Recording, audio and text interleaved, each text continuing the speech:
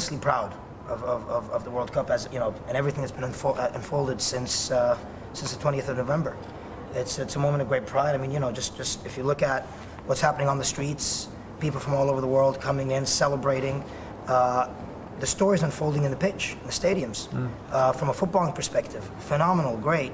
How have you reacted as a senior Qatari, one of the real key people in this World Cup, particularly from the criticism from the UK, for example? I think, you know, from day one, what we tried to do is distinguish between two forms of criticism. There's constructive criticism that we've taken on board. We've engaged with, we've talked to our critics who had a genuine interest in terms of, you know, progress or working with us towards utilizing this tournament as a transformational vehicle for Qatar and for the region. And as I said, we've engaged with them, we've discussed things with them, and they've become partners in the end. And then there's, of course, criticism that I think is based on misinformation, misrepresented facts, misstated facts, and even towards, you know, these whether it's media outlets or individuals, we've also reached out and tried to engage and tried to set the facts straight. And some, unfortunately, have not been as receptive of our efforts.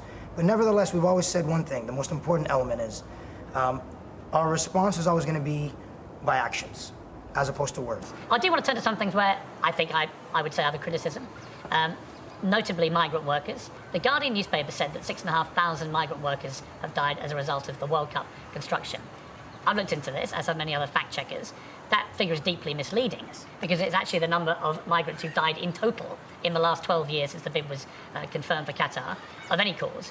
But do you know how many migrant workers have died as a result of any construction since the announcement of the bid? In terms of, you know, what we did from day one, at least within the organization that I'm responsible for, is we were committed towards being transparent and, you know, capturing any incidents, whether it's in terms of, you know, misses, near misses, accidents, or unfortunately deaths.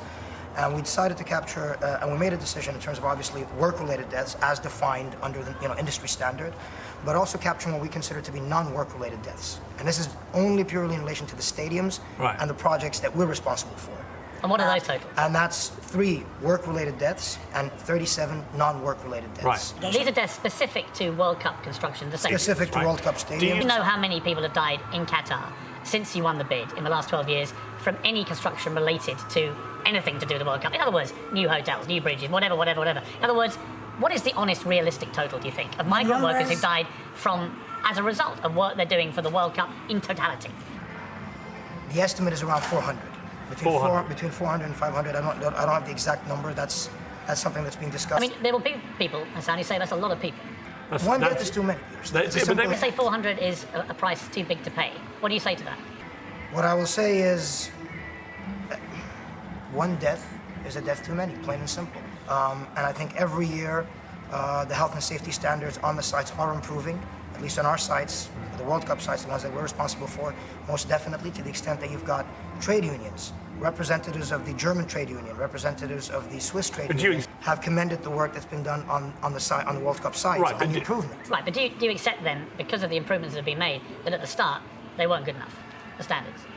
I think overall, the need for labor reform in itself dictates that, yes, improvements had to happen.